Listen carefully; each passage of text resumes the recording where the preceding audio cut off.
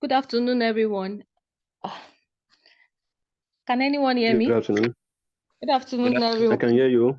I think we'll start now. We're trying to wait. Maybe some others can join, but I think we can go ahead and start now.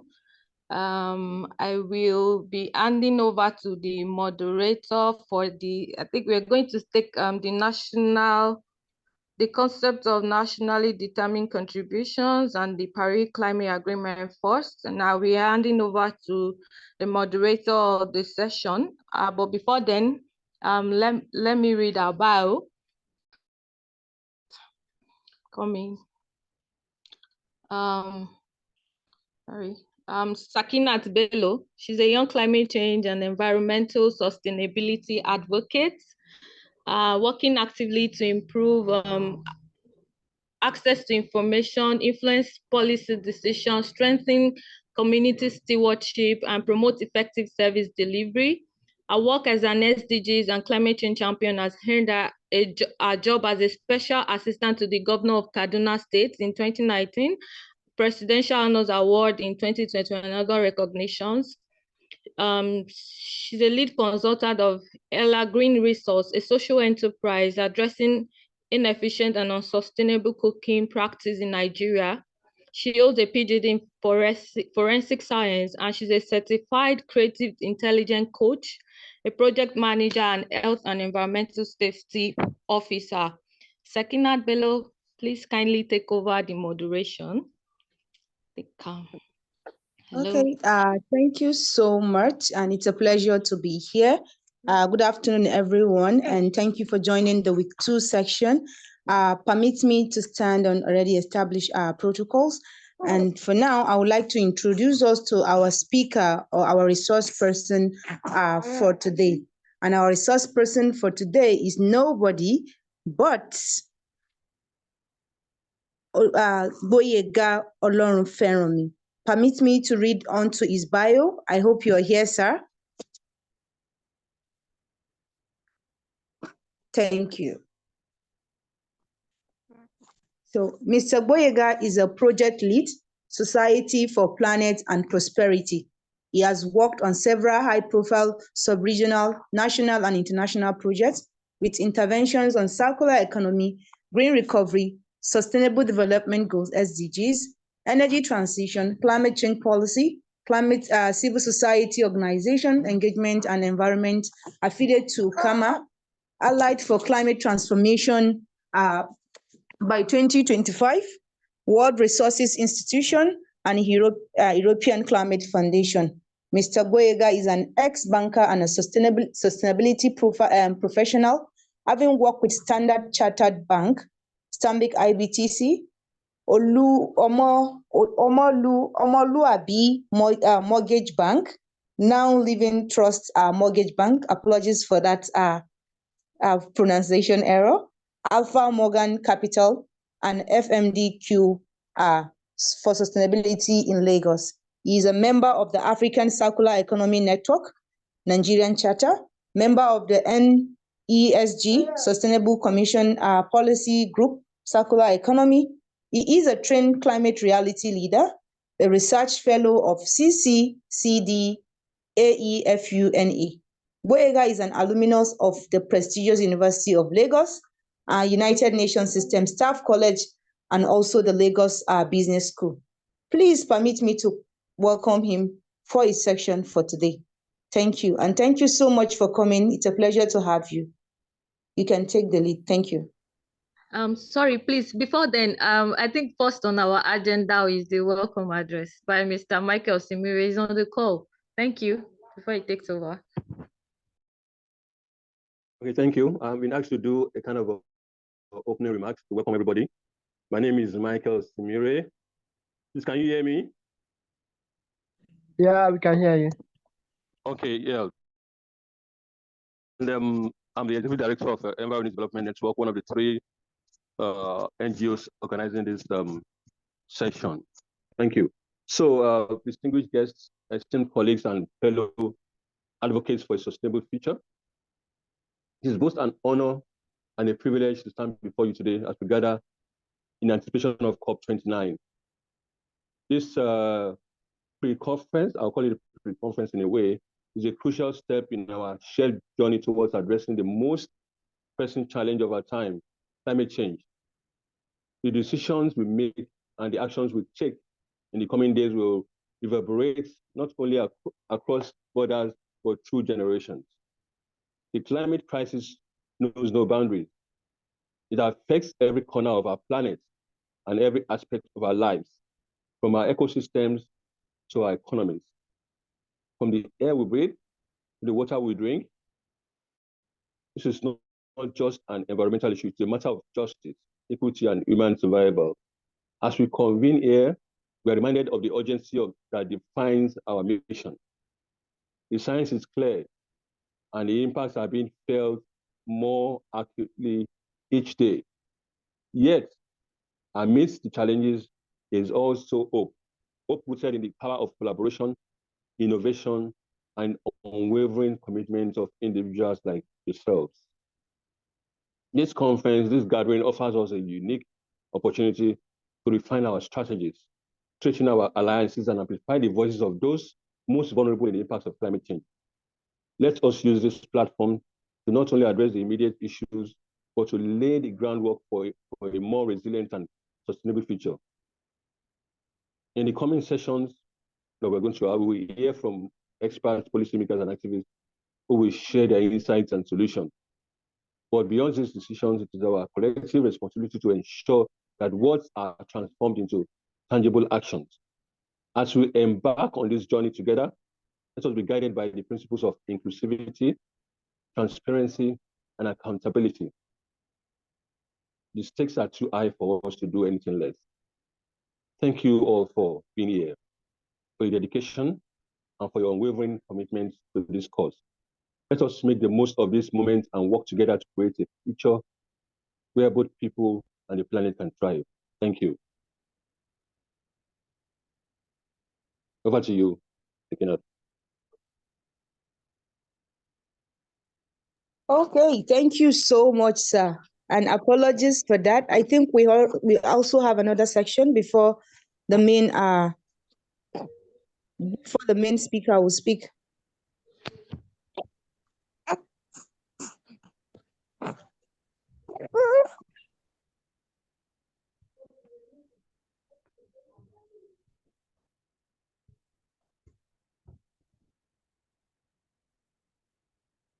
Hello. Dami, can you confirm the status? Ms. Dakota is on the line now. I think she can begin with our presentation. Are you ready? Please kindly go ahead. I think she's ready.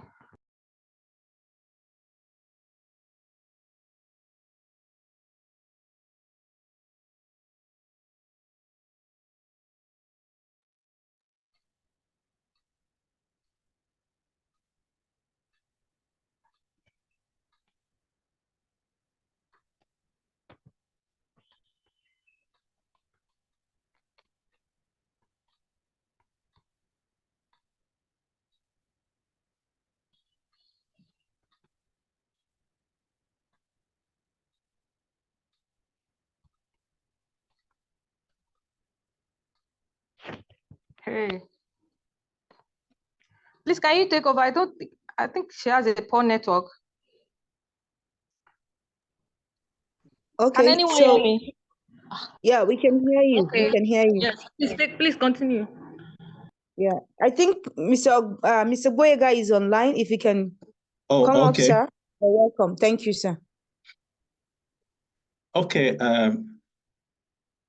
Okay, I think my presentation is up. I was trying to also get my video up to see, but in case I have a little challenge, I might just put it down. Greetings, everyone, and I'd like to welcome you to this series. And then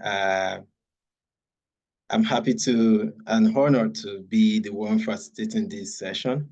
And I hope that we are here, and then by the time we're leaving, we would have learned one or two key important items from the Paris Agreement and the nationally determined contribution. Next slide, please. So these are the objectives of today's session. As much has been said about the Conference of Parties, and more importantly, when it was held in Dubai last year, beyond the media hype regarding the number of delegates, and I also think that many were inspired to attend because it's Dubai. However, we attended because as CSOs, we have roles and critical roles to play in driving and then putting pressure on state actors to deliver more on climate action. And this is really the essence. So today we are going to learn about understanding the Paris Agreement. We'll also, I'll take you through understanding the nationally determined contributions, NDCs. This will be the beginning of the acronyms that we'll be hearing today, and then understanding the significance of the Paris Agreement and the NDCs to current climate negotiations. Next slide. So, I mean, there's so much talked about Paris Agreement. So the Paris Agreement is a landmark in the multilateral climate change process because for the very first time, there's a binding agreement that brings all nations together to combat climate change and adapt to its effect. I have said it's a legally binding international treaty on climate change, was adopted by 196 parties at the UN Climate Change Conference, COP21, in Paris, France, on the 12th December 2015. It entered into force on the 4th of November 2016. It is, and it has become the overarching goal of the Paris Agreement is to hold in court the increase in the global average temperature to well below 2 degrees Celsius above pre-industrial levels and pursue efforts to limit the temperature increase to 1.5 degrees C above pre-industrial levels to achieve net zero by 2050. Now, next slide. We'll talk about key elements of the Paris Agreement.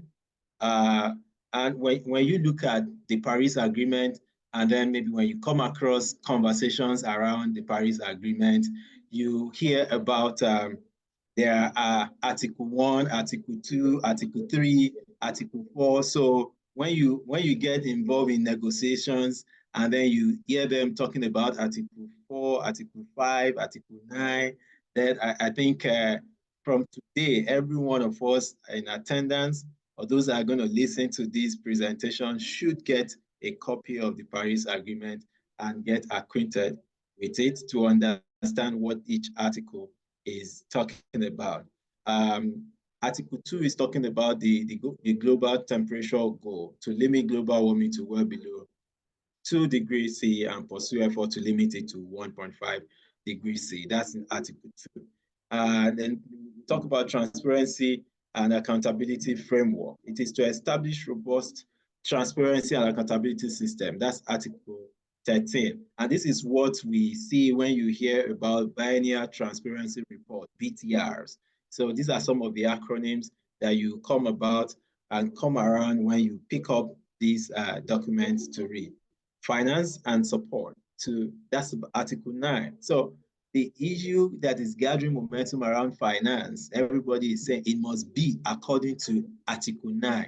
More importantly, the voices coming from the developing countries. Of course, the nationally determined contribution is Article 3, which I'm still going to talk about much later in the course of this presentation. And of course, we have adaptation, Article 7, loss and damage, Article 8, the global stocktake, which is to conduct a global stocktake every 5 years to assess progress, is Article 14. And the first global stocktake, that was conducted also found that adaptation efforts are not on track. And then, of course, to achieve these long-term goals, it calls for urgent, incremental, transformational, and country-driven adaptation, just like Mr. Semire reiterated in his in his opening remark. And then in last year, in the paragraph 28 of the Global Stocktake, we see that parties recognize the need for deep, rapid, and sustained reduction in greenhouse gas emission in line with the 1.5 degree C pathways and call on parties to contribute to the global effort. And this is why, as CSOs, we need to leverage on these and at the same time put pressure on key actors to other put pressure in achieving this goal. Next slide. We'll talk about key progress of the Paris Agreement. We have seen progress in all of the themes highlighted, and beyond these ones, we have seen progress around renewable energy. It's been about more than 36% increase in global renewable energy capacity since 2015, and there's also been increase in solar and wind power. There's been a decrease in solar and wind power costs as at 2015. We also saw in COP28 the need to include tripling renewable energy capacity globally and doubling the global average annual rate of energy efficiency by 2030. These are some of the progress that Paris Agreement has enabled us to make. We have seen several discussions around carbon pricing. We have seen the establishment of the Africa Carbon Market Initiative, and we've also seen Nigeria government leading in this to establish credible committees to look into this dimension for sustainable development, and of course in achieving the Nigeria sustainable to achieve Nigeria target for net zero. Global awareness and advocacy is increasing. We have seen more CSOs come up to discuss this. We have seen more CSOs come to put pressure on local, regional, and national government to at least increase climate action to help them achieve net zero.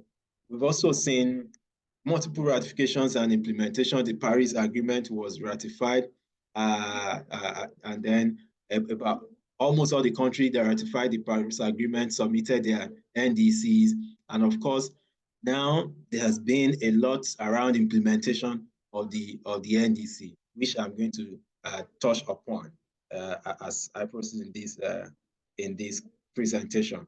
We have seen increase in climate finance, and of course, the 100 billion annual target for 2025 has been within reach and has remained element of controversy as to whether we're going to achieve this or not. Then nature-based solution has also increased. There has been increase in forest cover as a result of the drive for nature-based solution. Now, next slide. We'll talk about key challenges and solutions. I'll just pick a few of these ones. Now, some of the challenges are, why are we not getting agreement? Why are we not getting consensus on some key elements that should be driving the Paris Agreement?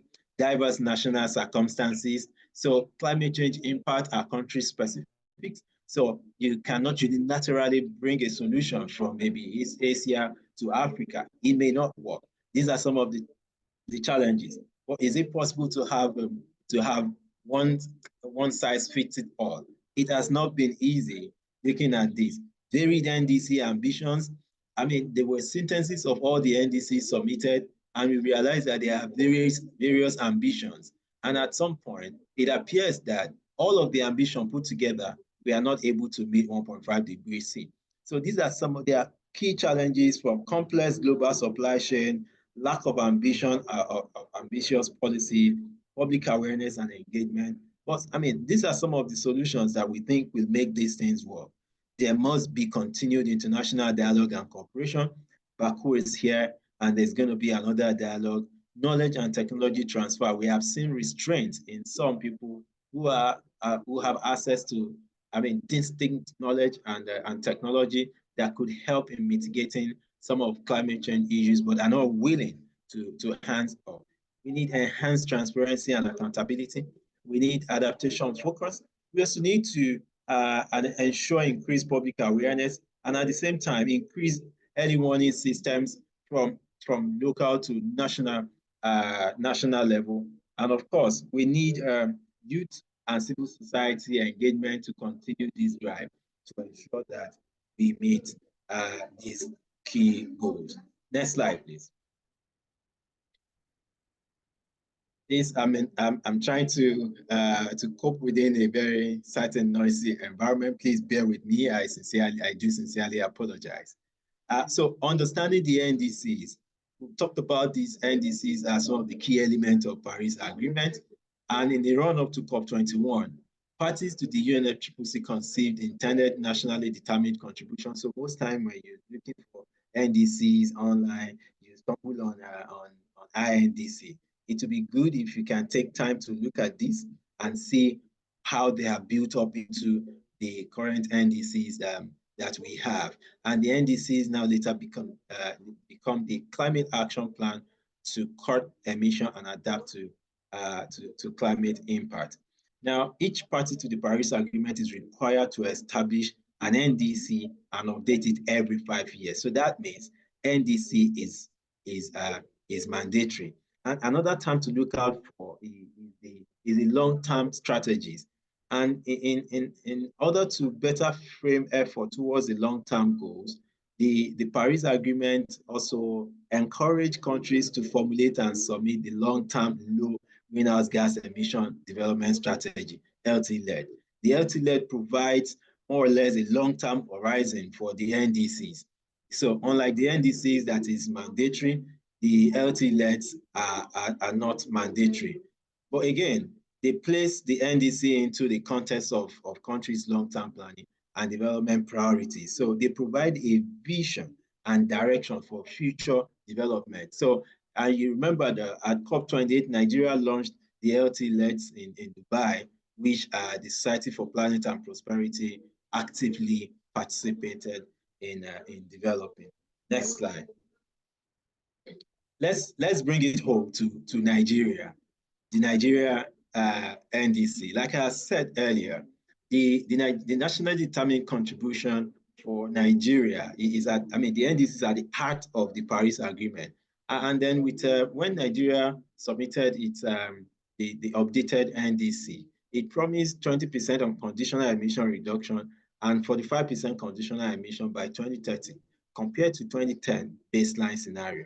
So you can actually say that the Nigeria present NDC can be considered as quite ambitious. So in addition to recommitting to the ambitious target set out in the INDC, Nigeria also expand the scope of its updated NDC. And this is why the current NDC, Nigeria NDC is covering agriculture, cross-cutting sector, energy, forestry and land use, industry, transport, waste, and water. So this has allowed a number of states to start developing circular economy roadmap in order to seek innovative ways to solve the waste challenges. A number of, the Nigeria First NDCs was funded by the French government, and it has received support from the NDC partner and a number of other partner organizations. And their participation for review was locally led, but as CSOs, we should be able to also ask questions on the ambitious commitment, whether Nigeria is on course or not, while we're collaborating with other national CSOs to raise pressure and also put in place call to action. Now, in order to make Nigeria achieve the target on its NDC, next slide, please. Let's bring it home. So bringing it home again, early in the year, Nigeria launched its NDC implementation framework, and this framework is aimed at enhancing the response of the NDCs to climate change and also tracking the implementation of its commitment under the Paris Agreement. If you look at this, Nigeria had an estimated cost to implement its NDC between 2023 to 2030. An estimated cost of 189 billion USD. Now, the national government funded projects amounts to 51.5 billion USD, and partners' commitment to project is it means around just 16 billion USD. So if you look at this very well, you realize that there's a huge gap in finance. So this NDC's implementation framework, as it was launched, it was structured around 19 outcomes with over 150, 151 outputs and 300, 301 key performance indicators that align with sectoral action plans and national development goals. Don't be surprised that the large chunk of the costs for the estimated cost of implementing the Nigeria NDCs is with water, energy, and the affordable sector. So you realize that finance is very key in all of these and in achieving these ambitious targets. In the recent report that the Society for Planet and Prosperity worked on, the Climate Governance Performance Rating and Ranking of the Nigeria 36 states, only Gombe State in that report indicated issuance of green bond in its 2024 annual budget. And as CSOs, I think that by now, state governments are beginning to put together their budget for 2025. And I think this is time for us to begin to engage them and ensure that they set ambition to target smart finance flow to fund NDCs. So it is expected that the NDC 3.0 will be a financial tool to help nations attract more funding and at the same time achieve 1.5 degrees Celsius. And one of the key projects that Society for Planet and Prosperity is currently implementing is to look at the NDC landscape in Africa. And then having looked at the NDC landscape in Africa, then we are streamlining into 5 countries with Nigeria leading in that analysis. Next slide, please. So we want it to be from agreement to engagement. So as CSOs, what do you think we can agree to do to ensure key elements of the Paris Agreement are fulfilled for the climate vulnerable countries? This is a question that I really think we should all be addressing. Thank you for listening. Thank you so much, sir. That was a very wonderful and robust presentation. Thank you so much, Mr. Gboyega. It is always a pleasure to have you. And thank you for taking us all through the Paris Agreement and back into the Nigerian context where we have the NDC and also having those updates. I don't know if we're supposed to take a section questions now, or we're going to take that after the whole section. Okay, we're supposed to have question and answer, but please, if you have a question, just jot it down. And don't forget to also fill in your attendance sheet. We have the link actually on the message box. Please do fill in your attendance while we take a few questions. I don't know if the second presenter is ready.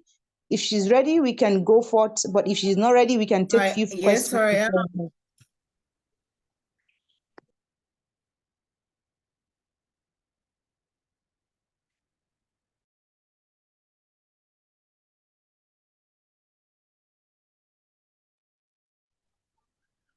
Sorry, are you there, ma?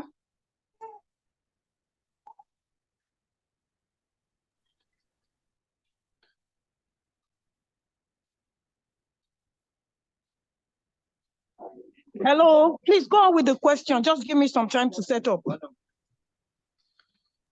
Okay, thank you so much. So if you have a question, kindly just raise your hand using the button and I will call you up. I'm trying to see if we have questions already on the message box.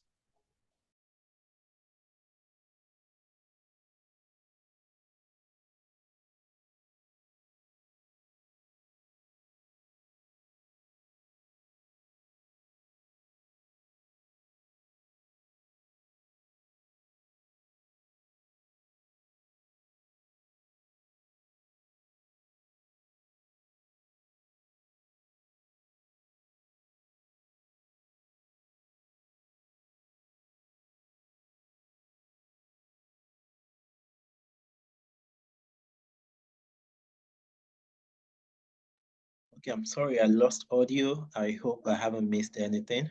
Thank you.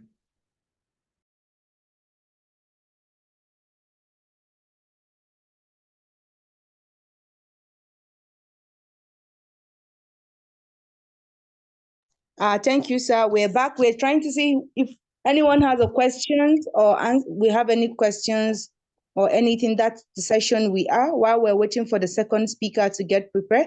If you have a questions, please kindly indicate by raising your hand using the button or the icon on the on your screen.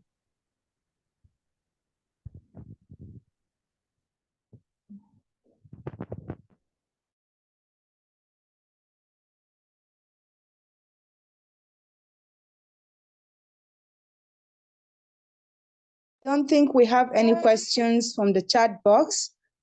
Only if we have any participant with a question, but if there is none from my own end, I would like to say it's wonderful that you take us through this.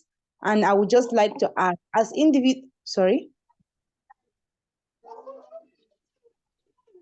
Okay, please kindly mute your microphone if you're not speaking. If you have a question, please kindly raise your hand using your icon and I can give you the floor. Okay, thank you. Thank you. So, sir, Mr. Boyega, I just want you to just tell us how best to community, because it's a good thing that we're having the national determined contribution, and the headquarters is situated in Abuja. That is the Federal Ministry of Science, the Federal Ministry of Environment, which is actually championing this cause. But overall impact is actually at the grassroots. And one of those important things that we do is, as civil society, we have more impact with the community.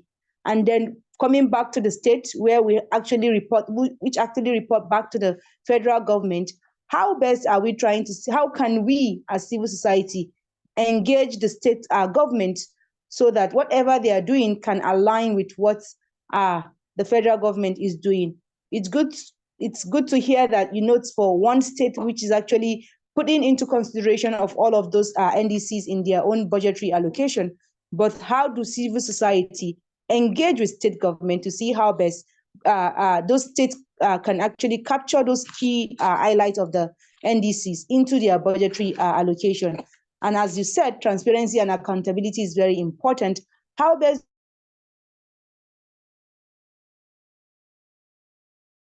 do we ensure that even when they capture this in their body, ensure service delivery? Thank you. All right. Thank you very much for the questions. I think as CSOs, our job always cut out for us. And what is important is that we also equally do this diligently. I'll give an example of what, what we're doing presently is to also provide capacity for other CSOs who may not be in the know of extensive engagement that are ongoing to help them, to also help the states, the subnationals, to maybe develop their climate policy papers, their climate actions, and then also help them develop key policy actions that would help them to achieve their climate change goals. So one of the key things that we're doing at the Society for Planet and Prosperity is still one of the current reports that we have just published in close collaboration with the Department of Climate Change and at the Federal Ministry of Environment. And one of the key sources of that collaboration is the fact that the Department of Climate Change has set up climate change desk officers coordination meeting so that there will be some level of, they want to close communication gaps from among states, government, and the national. So you see, that's another key step to take to get closer to the state, not everybody or not every time Abuja. And that's the point that the Society for Planet and Prosperity is trying to make, to say, we are taking this bold step to engage. And if you see our recent report, it built on what we did last year in November, mapping climate change action, policy, and awareness at the subnational level. And that was what led us to rate and rank the state. We have been hearing comments, feedback from across quarters. We have seen states begin to take action since the publication of that report. That report has secured endorsement from the chairman, Senate Committee on Ecology and Climate Change, and we have seen other states asking questions. So I think what is important as CSO to do is to show capacity that we can make a lot of things happen. We can help this state, and we are partners in progress, not because I'm advocating for climate change and then you are seeing me as an enemy of the state. So CSOs must take this action and provide that avenue for collaborations and support for the state actors. Thank you. Thank you so much, sir. And I think one final thought is we must partner together for goal beyond just whatever we do. We must learn to come together and work together. Thank you so much, sir. I think Dr. Akin had his hand up. I don't know if you're still there. Let's just take few questions before we can go to the next section. Dr. Akinyemi, are you there? All right, thank you so much. Thank you so much. Yes, I'm here. Thank you so much, our speakers. I want to appreciate the conveners and everyone that is participating. My question is, do we have data for all of this? Do we have data? And what are the sources of our data?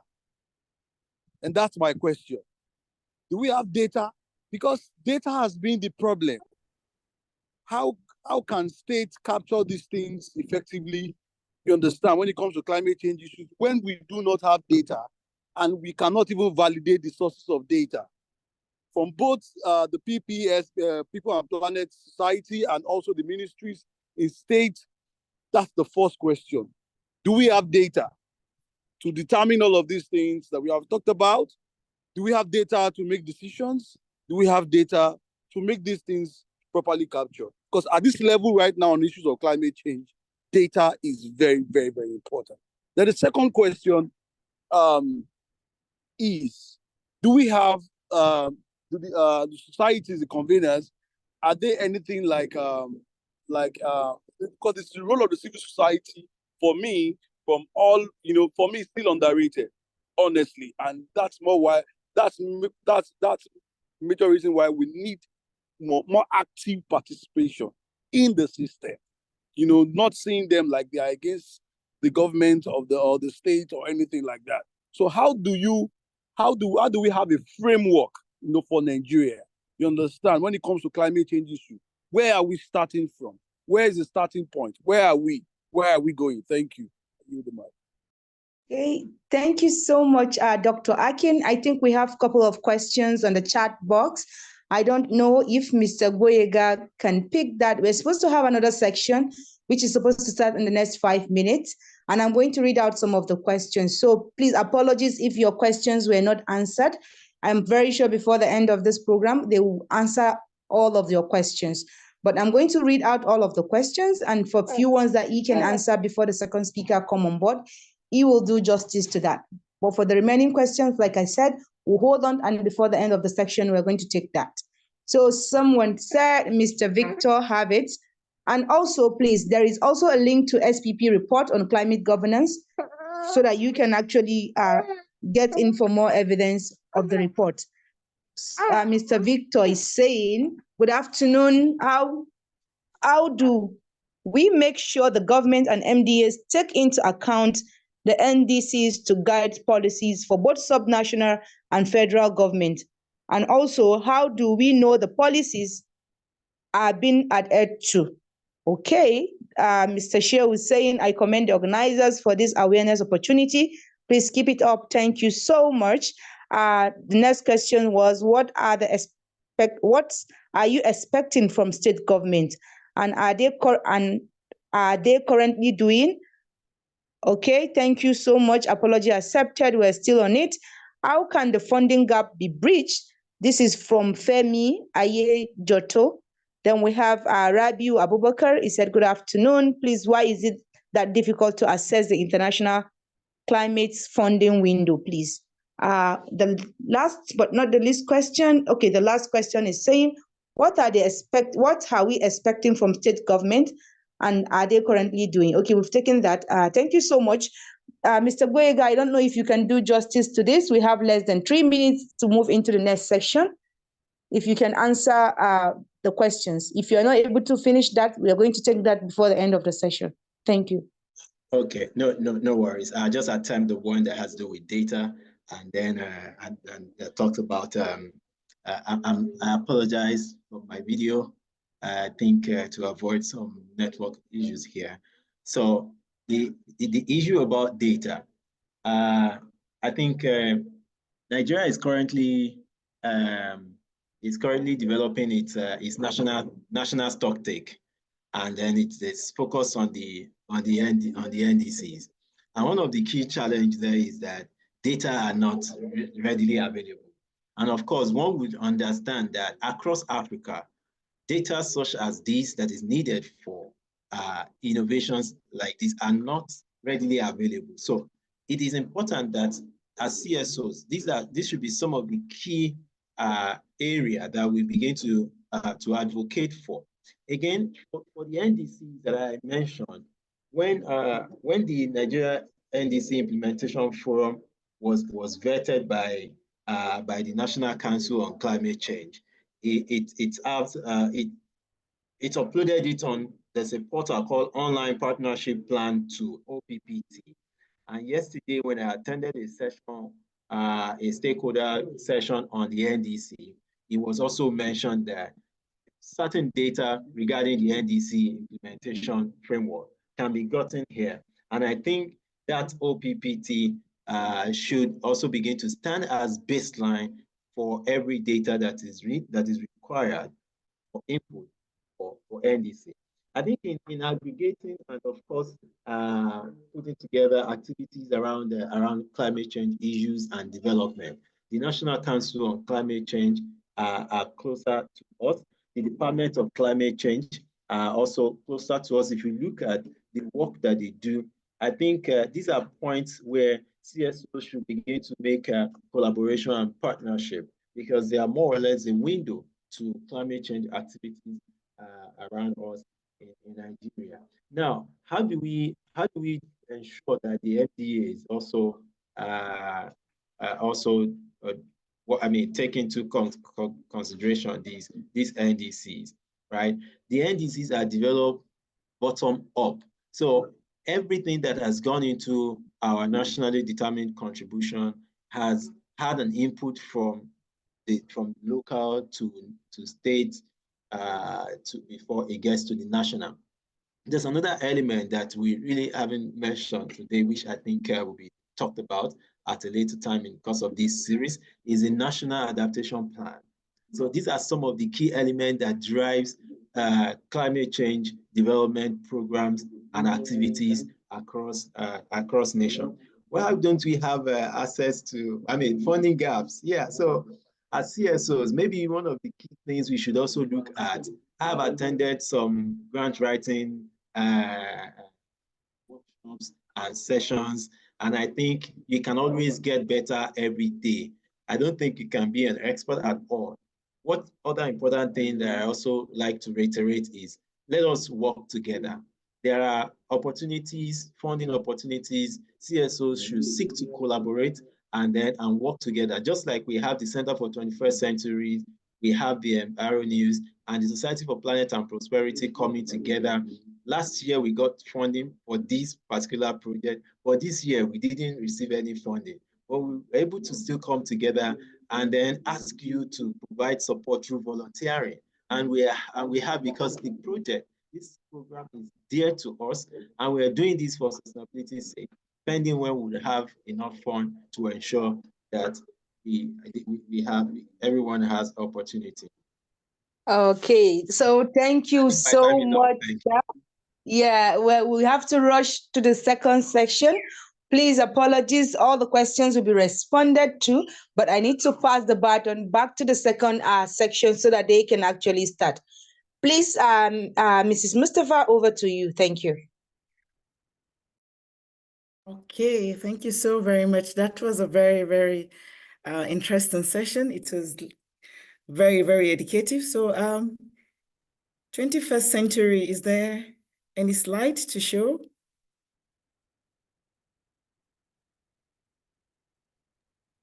Hello, can you hear me? Yes, clearly. Yeah. Good morning or good afternoon, everyone. I'm so sorry. I've been trying to connect to my laptop and it's so terrible because my slide is on the laptop and there was no way I could connect it to my phone. And it's showing it's connected, but nothing is happening. But nevertheless, I will present from where I am. Maybe after the meeting, we will send you the slides. But I'm so unhappy because I've really taken my time to prepare these slides. But nevertheless, I think it should go on because the internet has been crazy today. I've been in 2 meetings today and I could just not be effective in any of them, really. But I hope to be a bit effective here. So It's can okay. I? Yeah, just give me, can you give me 1 minute, Mom, to read your profile? Okay, please do. Yes, so good afternoon, ladies and gentlemen. Very interesting afternoon, drilling down NDC to the country. So we have Mrs. Titilope Akosa. She's the Executive Director of the Center for the 21st Centuries and one of the alternate civil society observers to the Green Climate Fund. That's very interesting. She's dedicated to gender advocacy, environmentalists.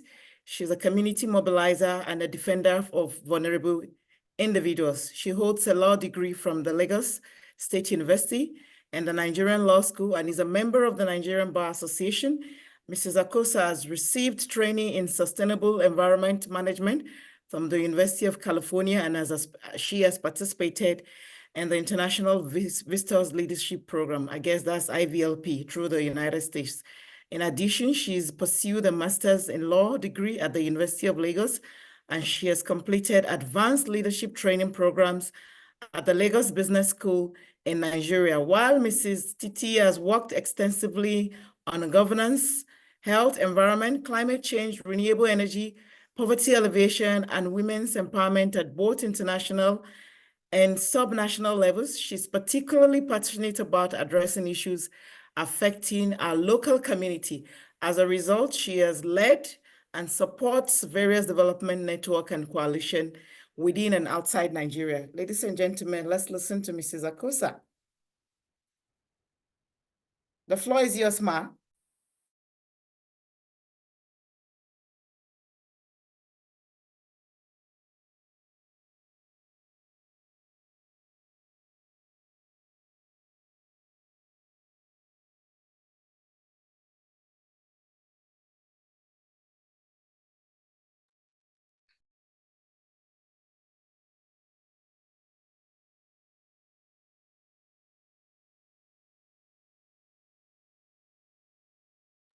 Hello, did we lose Mrs. Akosa again? Oh, sorry. I was muted. Sorry. I didn't know that. So I'm not, can you hear me now? We can hear you clearly. Oh, great. So what I was saying was that I'm going to be looking at climate justice concept and all related concepts in the climate change discussions and conversation. So we know, and if you dig deep into climate change issue, you will see that everything that we are discussing about climate change is always about climate justice. There are big justice issues from day one, because when we talk about historical emissions, it's about injustice. Injustice of those who have emitted and those who are suffering the issue of climate change. So we all know that climate change is caused by historical greenhouse emission of the rich developed countries. And we are not rich developed countries according to the classification of the world. But I keep telling people we are a rich country and we are also developed in our own way. But But that's the classification they have put to us. So, and I think for us as developing countries, we need to sit tight and start thinking deep and reject the kind of categorization they have placed upon us. That's another injustice, because we did not label ourselves that, somebody labeled us that, and we are carrying it all over. So poor countries are at least responsible for greenhouse gas emission and suffering from the impacts of climate change. Now we are suffering. The extreme weather events are on us. Everybody's feeling the heat. And now, rather than saying climate change, we are saying climate emergency. It is really an emergency. And if we don't act fast, then we might not be able to reverse unavoidable climate change in the next 4 to 5 years. At least that is what the IPCC says. So we ask ourselves, who should make things right? There's a whole lot of overexploitation of natural resources and other activities that degrade and pollute the environment, and it's damaging our planet. The planet is crying also for justice. That is part of the climate justice we are talking about. So we should make things right. And in the midst of all this, our livelihood must be sustained, whether we like it or not. We have to live our lives. Planet must continue. How do we do this in the midst of the climate chaos and climate emergency? So what is climate emergency? That is another concept that has emerged. So we are battling with a twin challenge. We are battling with climate justice, and now we are battling with climate emergency. There is a progression from climate justice in terms of historical emissions, and the progression is that we are now at an emergency stage. And when we are talking about emergency, it needs urgent attention. Simple. Extreme events such as high temperatures, drought, floods, and wildfire is threatening humanity right now. We also all that happened last year in Nigeria and elsewhere, and recently in Ethiopia. We all saw the devastating destructions. Hurricanes here and there. People are dying daily as a result of climate change. It is an emergency. That is one of the part of it. Just talking about climate justice. Some people have put us in this position.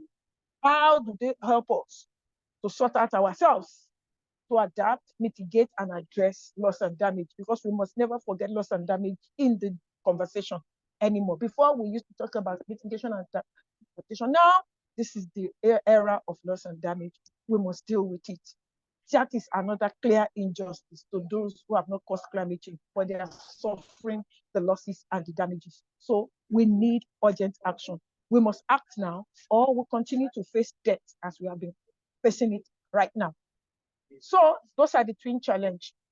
So what are the causes of greenhouse gases? Where are the sources? We need to understand it. So you must be greenhouse gases. What are these gases? That is another concept that underpins climate justice. Carbon dioxide, a lot of you know about CO2, a lot of you know methane, a lot of you know nitrous oxide, a lot of you know chlorofluorocarbons, a lot of you know sulfur, a lot of you know nitrogen trifluoride. These are greenhouse gases. Where are the sources? Agriculture, land use change, decomposing landfill waste, production of natural gas and oil, solid waste, refrigerants, welding, and use of explosives. There are accountable sources of these greenhouse gases. So we ask ourselves, even in Nigeria, in our country, I want you to reflect, where are these sources around Nigeria? And how do we curb it? Because if you curb your own and others curb their own, then we have the emissions goes down.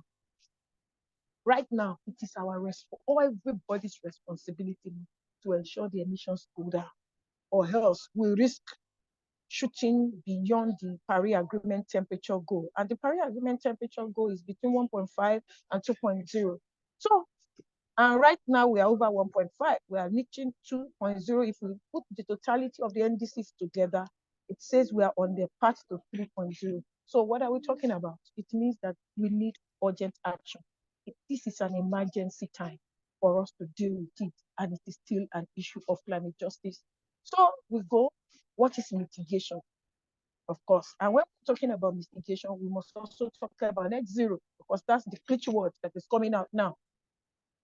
Mitigation says that you must mitigate the emission of greenhouse gases. You must mitigate, reduce to the barest minimum, because there's no way that we will not even breathe in oxygen and breathe out carbon dioxide. I hope I got the formula very well. So there must still be some level, but how do you drastically reduce so that we have a cleaner heart, a heart that me and you can live on, a heart that will work for me and you, rather than pulling all our focus on how to make money, because the quest to make wealth also have led us to where we are in terms of emitting a lot of greenhouse gases.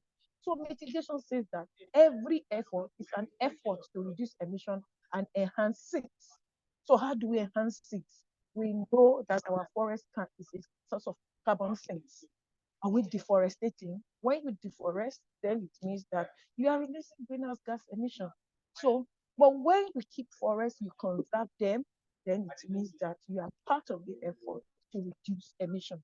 And when we talk about net zero, we are looking at even you reduce your emission to the barest minimum, and if you must emit, you must find another activity actually to neutralize what you have emitted.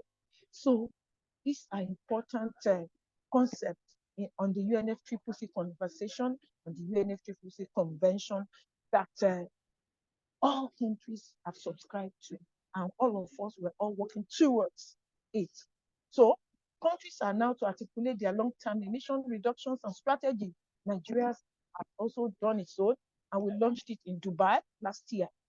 Our LT-led strategy document is there for all of us to look at, and all of us as civil society, we are part of those who will implement it. So civil society, what are we doing in terms of mitigation? It's very, very important. There are some actions we could take. We could adopt clean cooking solutions. We can use renewable energy. Tree planting is also one of them. Community forest conservation, biodiversity conservation, waste recycling, electric vehicle usage, climate circular economy uptake, climate smart agriculture, use of bicycle and clean fuel for transportation. And we could do carpooling. There are a lot of activities as civil society, even as individuals, that people take. So I want to really, when we are talking of mitigation, we must also discuss just transition. That's another important concept. Justice also underpins just transition. A just transition seeks to ensure that the substantial benefits of green economy transition are shared widely, while also supporting those who stand to lose economically, be they countries, regions, industries, communities, workers, or consumers.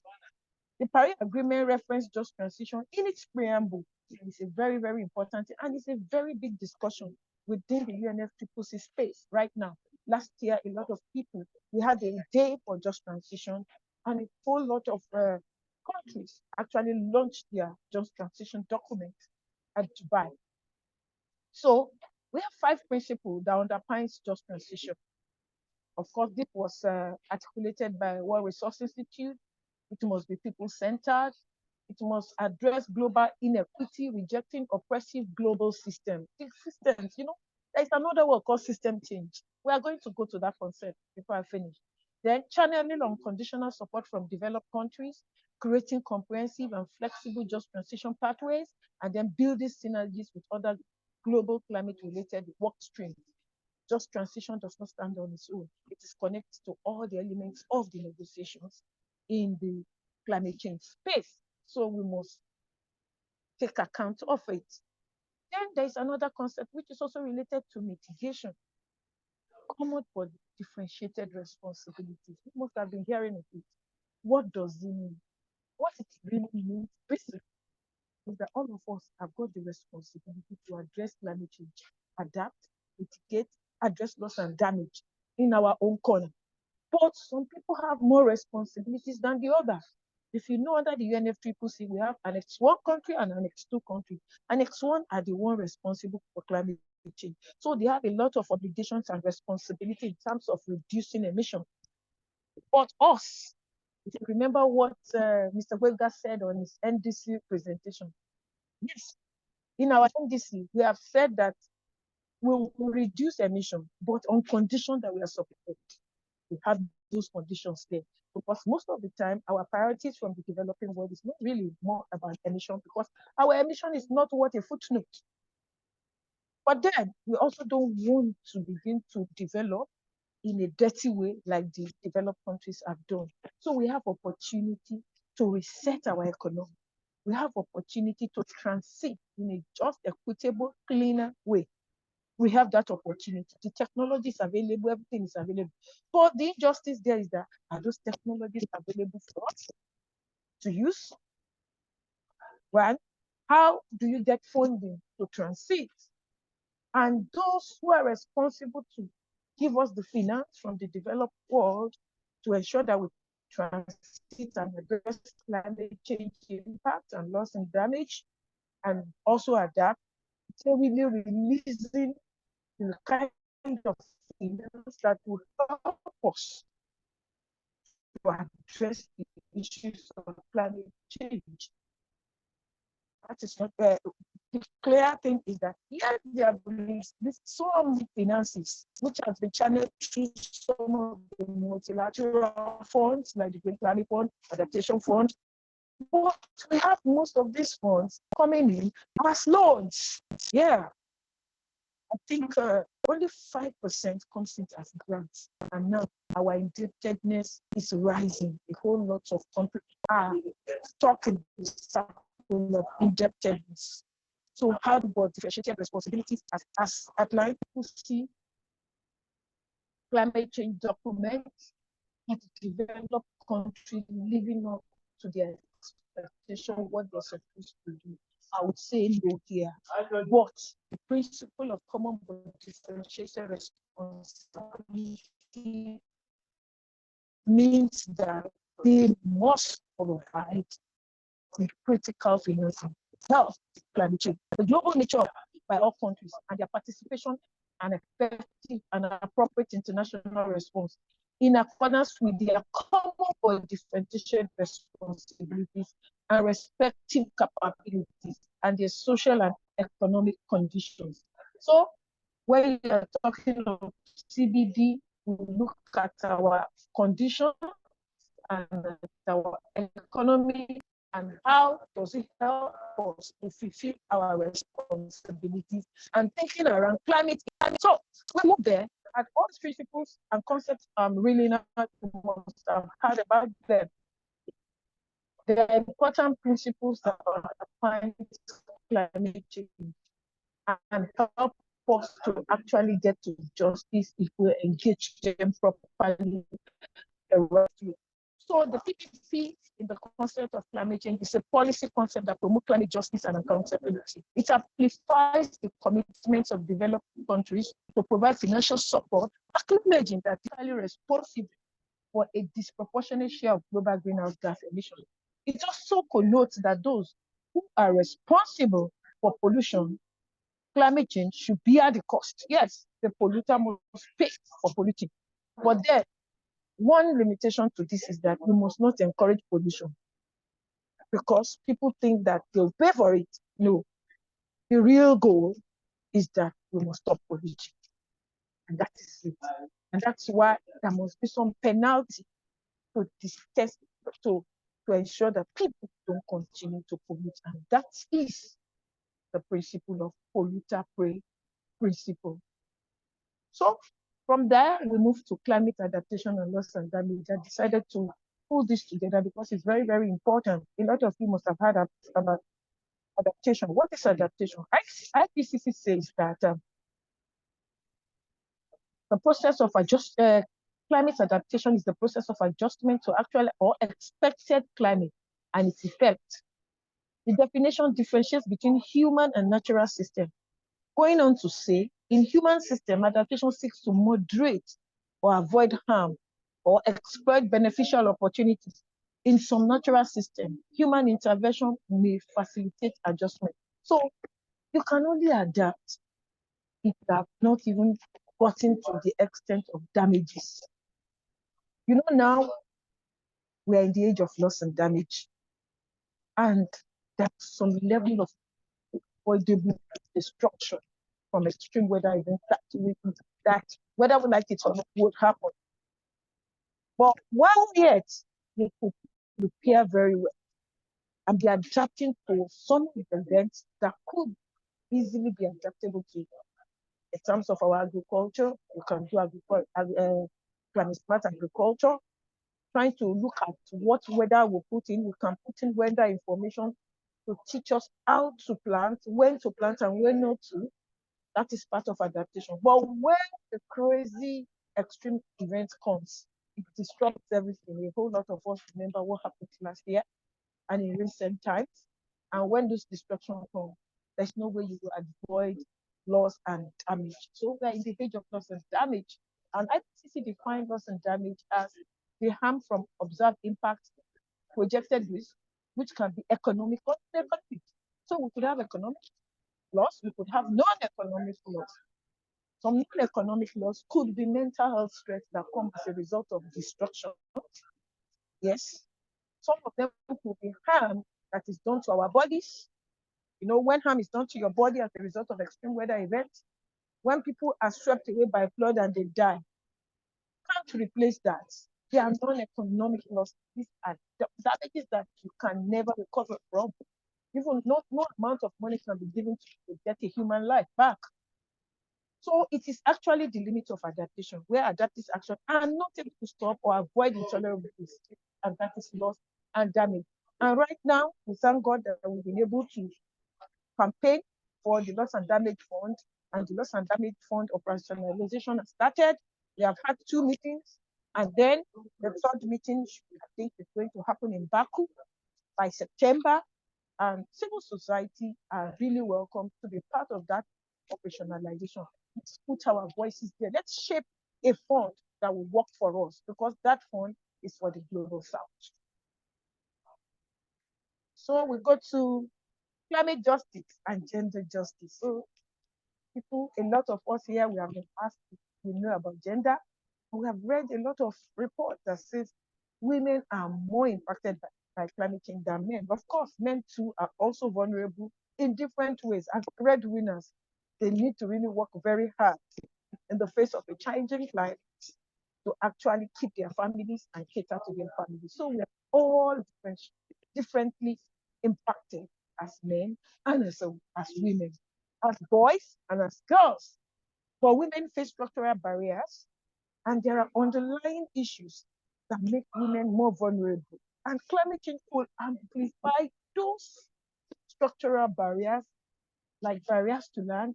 We have challenge in terms of land rights, women owning land, financial services and financial inclusion, education. These are underlying biases and challenges that have been plaguing women for a very long time. And adding climate impacts to it, it means that those underlying issues could be amplified.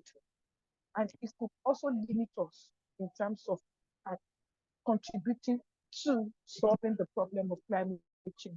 So our vulnerabilities could also limit our ability to adapt to climate change.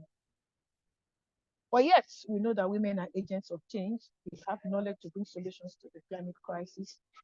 And within the climate change discussions, we've had gender and climate action plan, the Lima work program in COP20, and an updated one in COP25. We have an updated one. And right now, there's a review of the gender action plan to the UNFCCC. Even the UNFCCC has insisted that countries must have gender focal points. I think Nigeria has a gender focal point. Some countries have put forward their gender focal point, while some countries are yet to do that. So for us, within the gender justice movement, climate justice requires gender justice. And climate change is not gender neutral. Anytime we are looking at climate change, we must always consider gender. Even within the issue of climate finance, all climate finance also must be gender responsive. Our NDCs too must be gender responsive. And then we must ensure that not just that we have policies, we must implement that. And implementation at times could be challenged. So we have policy statements that say, oh, gender is very important, but then there are existing barriers and structure on the ground, what has been there that those policies are facing in terms of operationalization. And as climate advocates, we need to face everyone and ensure that gender is mainstream across all climate change discussions and actions. Then we go to system change.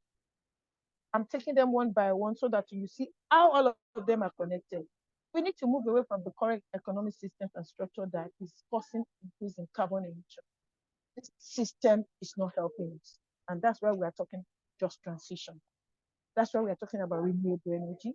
That's why we are looking at different sectors to see how we can reduce emissions. So this system is carbon intensity. So we are saying we need a system change, not climate change. In thinking around system change, we also need to reject false solutions to climate change and tackle underlying issues that produces inequality. Climate finance must be grant-based and not no debt. We should adopt legislation that restores ecosystems and respect future generations. We need to evaluate economic success by its contribution to human and ecological well-being. We need to redesign economics, a circular system that eliminates waste and regenerates nature, unsustainable lifestyle and consumption, and we need to invest in clean and renewable energy and avoid dirty energy. So in conclusion, I would say the root causes of climate change are deeply linked to the injustice of historical emissions.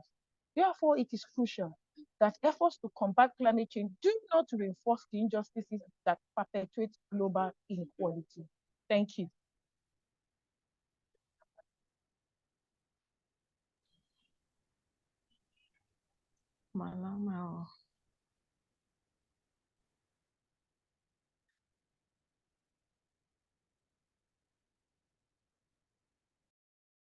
Hello.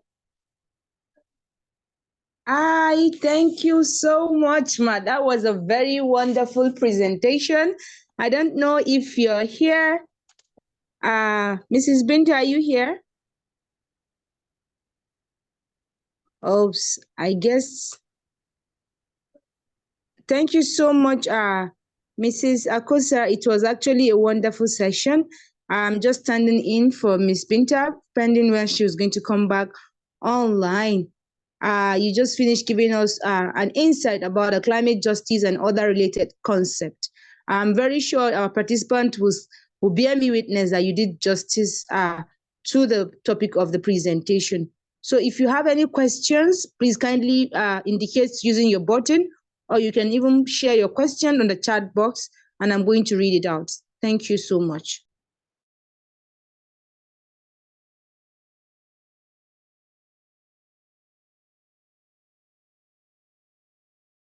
It looks like I lost a connection temporarily. I don't know, but Yeah. that was well delivered.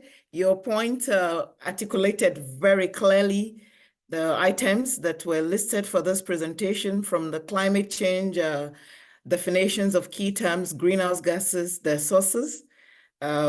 Emphases were very well placed on mitigation and adaptation strategies. I love the way that you draw the parallels from the international global, the Lima and its relativity to Nigeria, the emphasis on climate justice and the gender dynamics, very, very important.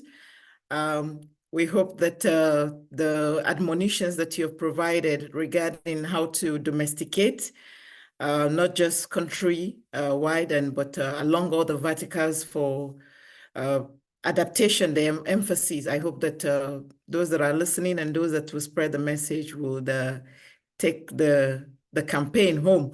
So at this point, it's time to, I see Mr. Rabiu Abubakar. Please, can you unmute and ask your questions? I haven't seen specific questions in the group, in the chat. Let me see. Okay, excellent. There are responses to your presentation already. Rabiu Abubakar, please, can you unmute and make your table your question?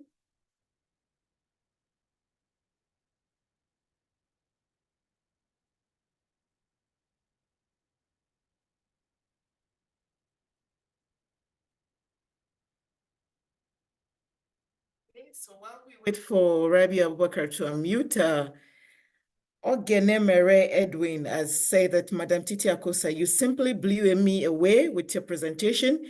You're so good at what you do. More grease to your elbows. That's a kudos. We have another person. Okay, Femi Ayejoto. Please, can you unmute and Thank you. ask Good your question? afternoon. Good afternoon, sir. My name is Femi, like you have mentioned. Well done to the organizers, and thank you, Mrs. Akoka, for the presentation. I have a question. In your presentation, you mentioned that the technology that should move us away from the emissions we are currently having is not forthcoming. And yet, we have not developed to the level of producing these technologies by ourselves. And for Nigeria to really move out of this, we need to industrialize. And for us to industrialize, we might not be able to do without these emissions. So how do we balance this? If the developed world that is supposed to release technologies to us to prevent us from having too much emissions in our environment are not forthcoming with the funding, are not forthcoming with the technology itself to help us move faster without having to go deeply into too much emission like they did while they were developing. And then we want to develop because we can't remain at this stage forever just because we don't want to have too much emission. So how do we balance this, given the fact that the whole climate change thing is already here? I mean, we are already feeling the effect, even without us having gone into so much industrialization and having too much emission. The climate change, the effects are already here with us. So if we're not getting the funding, we are not getting the technology, and yet we want to develop, what do we do? Thank you.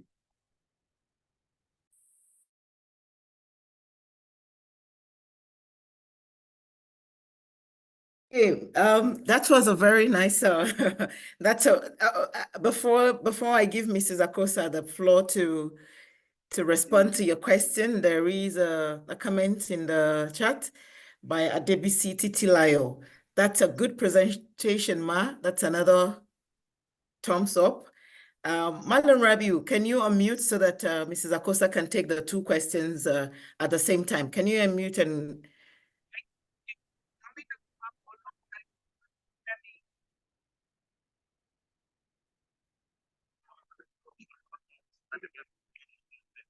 okay, Mrs. Akosa, can you respond to Femi Ayejoto's question while we wait for Rabiu to, yeah. Thank you so much. Thank you so much. I'm really sorry that I've been juggling between one meeting and the other. Please, I would really have to finish this response and then I have to get out of the meeting. Boyega, you help me to respond to this question. What the question I can see from all that, because he was asking, what do? We can't get finance, we can't get technology, how do we develop? We need to look inwards. We have a lot of natural resources, we have potential human resources that can bail us out of it. And we can pull it off. We know Nigeria, if we want to really focus on an issue, we can focus on it and do it. So we should stop over reliance on their climate finance that is not coming. We should look inwards and see what we can do for ourselves. I think that's the only answer I have because nobody can answer all these questions. Thank you. I'm really sorry I have to leave. I have another important meeting. Please, Boyega, please, I will appreciate you help me with this question. Thank you. Okay, thank you. So I think regarding funding, I don't know if you can hear me. Yes, we can hear you clearly, Mr. Boyega. Oh, okay. So I think Nigeria, in the real sense, on the right track, and I think with the National Climate Change Act that established the National Council on Climate Change, it is also expected to establish a climate fund, and I think this is in the works. So what is also important is that we are taking the lead right from the home front. if we're able to put the fund together, I think that fund would help in accelerating some of the key climate change challenges that we're currently facing, and it will also open up more engagement for local actors, state actors to assess this funding directly or indirectly, or based on whatever criteria it will be established upon to also take climate action. There are a lot of ways to actually get secure funding for climate action. I have mentioned that in our just concluded report, it was only Gombe State. I know that Lagos already, in the works to issue green bonds. And then, and in the 2024, which we assessed, it was only Gombe who indicated issuance of green bond to actually leverage to finance climate change challenges.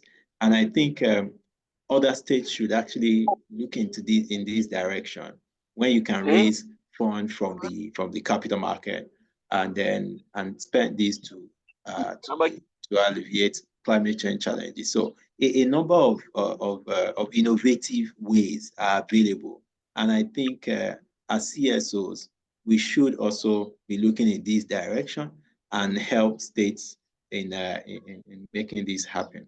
I mean, it appears that I'm saying CSOs, yes, because many of us have, ears on ground regarding funding opportunities, and we can always make these available to help states one way or the other. Thank you. Okay, that was a very interesting intervention on behalf of Mrs. Akosa by Mr. Boyega. And to Mr. Femi, your question was very, very academic. I would like to just chip in one thing, but I don't know how many minutes we have left before Mr. Simire. We didn't get to... I missed... Yes. I'm sorry to cut. I think I missed that question. If you want to reframe it again, if you can have one or two interventions. Thank you. Yeah, the questions were three-pronged. The first one was about finance, which you addressed excellently.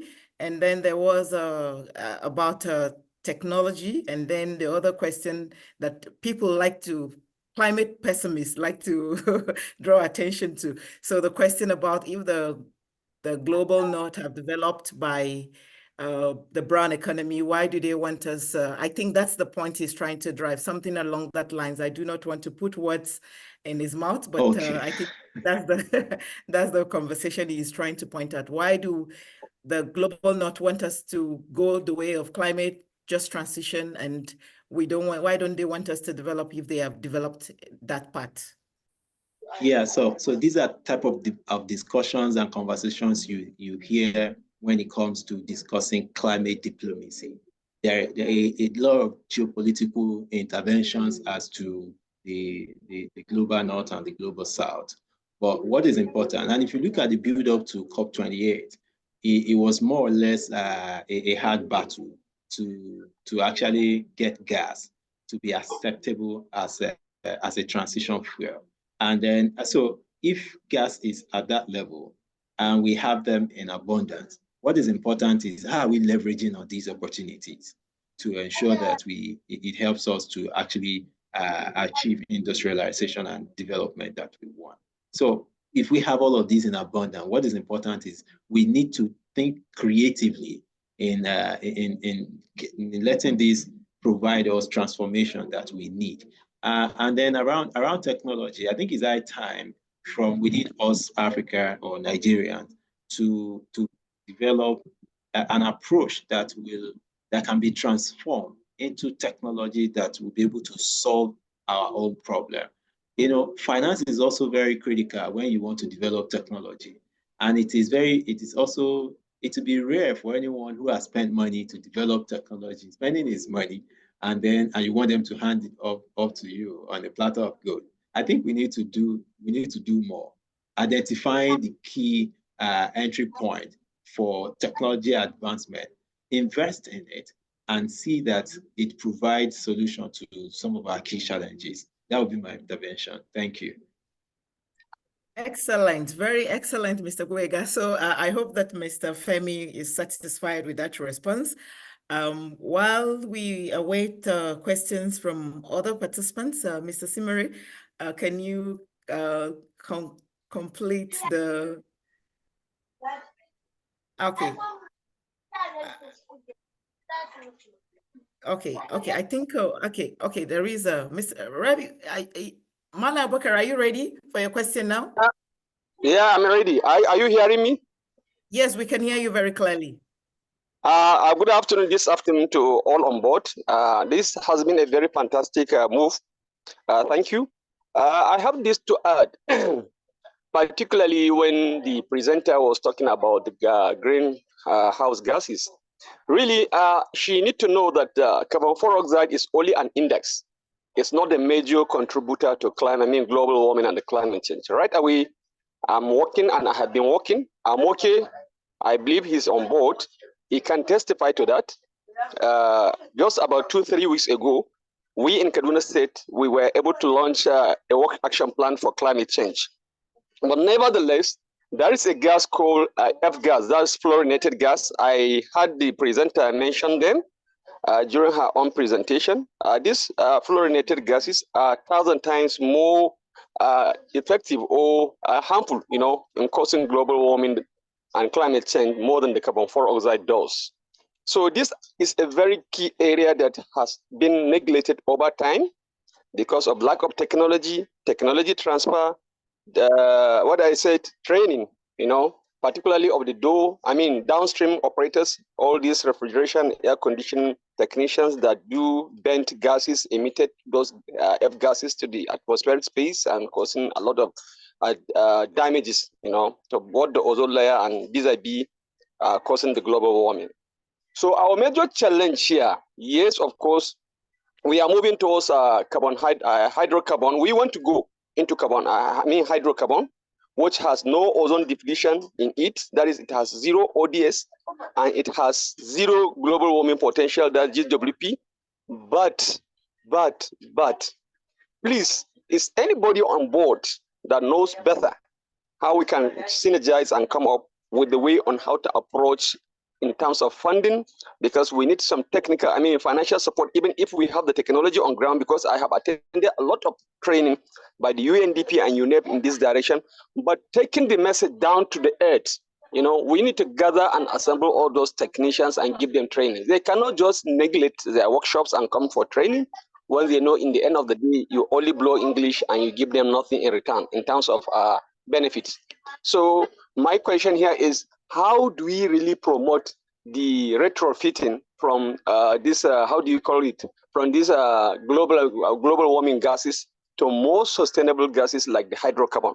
Because hydrocarbon now is promising to be the more effective gas to be used in our cooling system and heating system. Thank you. Wow, that was very, very fantastic question. I hope that someone on the call is listening and will be ready to respond since the presenter has stepped out briefly to join another meeting. Thank you very much for that intervention. I can see the hand of Sekinat Bello. Please, can you respond? Can you make your question, Ms. Bello? So thank you so much. I just want to have a reminder, because this is a stakeholder engagement platform and we have relevant stakeholders here. I just want to pre-inform us that it's actually, we're back in the season where flooding, some states are actually experiencing flooding.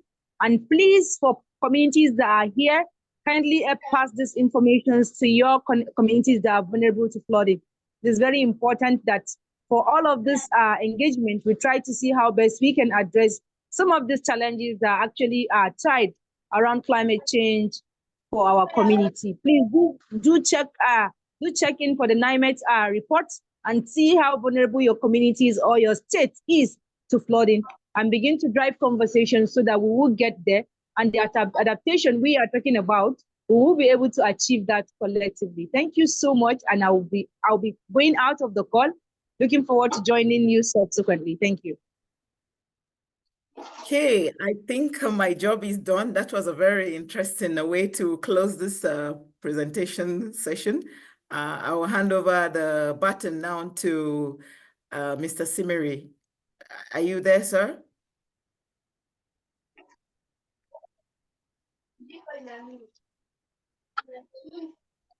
Okay. While we await, yes. Okay. I think Excellent. or no, I can hear you. But then I think it's 3:30 already, so we have to close the training. I would like to thank on behalf of the convening organizations, we would like to thank our speakers and our moderators. You've done well. It's been quite engaging. We thank you so much. And to our participants, we thank you and we hope your expectations for today's training has been met. And then please, this is like the second of the series of training we've been holding. And then for next week, do join us. We'll be discussing negotiations processes. You know that the UNFCCC processes can sometimes be complex, and we find a way like how to navigate all this complex process. So if you're interested in the next week training, we'll be discussing negotiation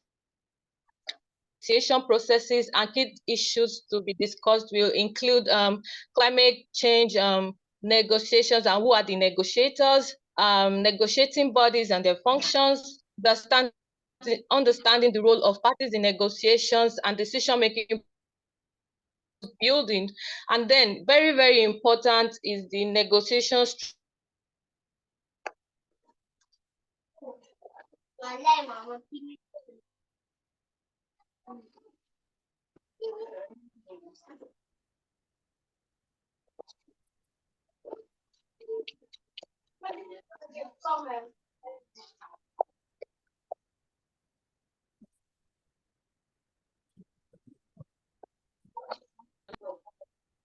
Hello.